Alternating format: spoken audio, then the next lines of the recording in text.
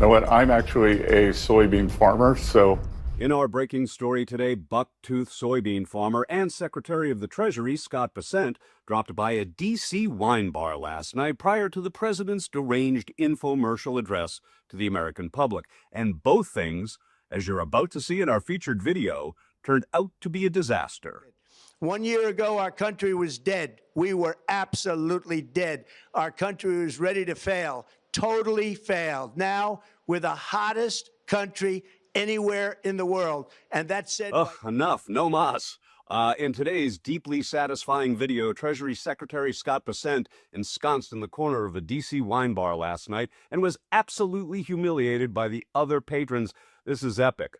We have a special guest here, and we want to make a toast for the Secretary of Treasury, Scott Bessent. Hey, welcome to Occupy Democrats, and please tap that subscribe button if seeing resistance in action is an important part of your daily jam. Boy, do we have some incredible video to share from a swanky wine bar last night somewhere in Washington, D.C., where a man of the people, Scott Bessent, pictured here with his family, was so publicly chastised he spit out his food before running out of the restaurant. Now, as you're about to see, he was humiliated by the very Americans he thinks don't realize just how good they have it these days. 60% of Americans polled by this network told us President Trump makes prices and inflation sound better than they really are. And his approval rating on the economy is now down to 36% in our latest poll.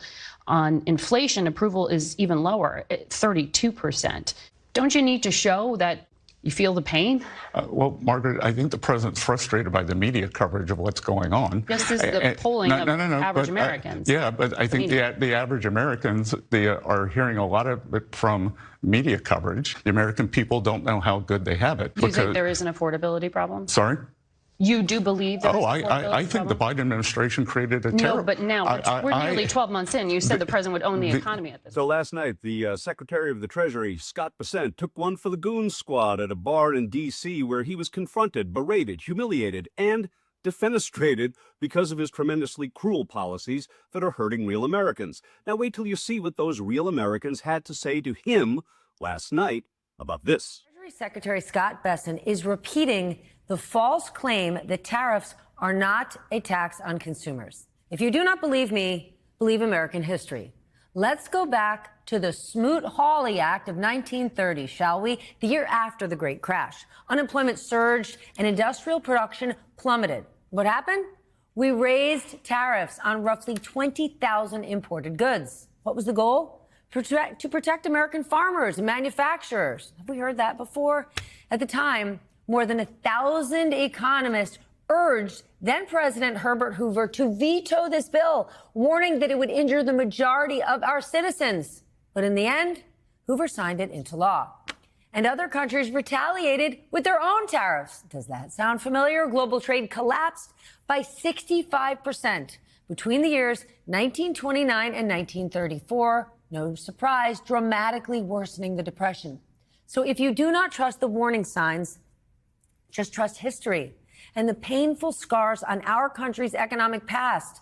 Tariffs are hidden taxes on American consumers. Okay, here's our featured video. A patron caught it on tape, and we're sharing it with you now. Call it the charcuterie revolt or the Merlot uprising, but either way, we're uncorking a win for the hoi polloi over the hoity-toity. Let's savor this together. We have a special guest here, and we want to make a toast for the Secretary of Treasury, Scott Bessent.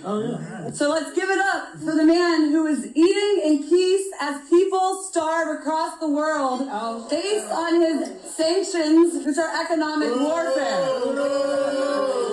Of course you're going to boo this. It's the truth. He oversees the death of 600,000 people due to sanctions annually. And this president, let's cheers to the Monroe Doctrine. Trump today said that Venezuelan oil. And you have no idea how ignorant you are. Ignorant. You are responsible for the death of 600,000 people annually because of sanctions. How many people are going to die because of the blood is on your hands? The blood is on your hands. You should be ashamed.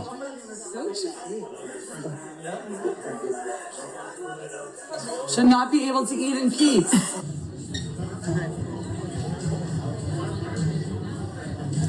So we're here at a restaurant in Washington, D.C., right before Trump was about to announce the accomplishments of this administration and what's to come.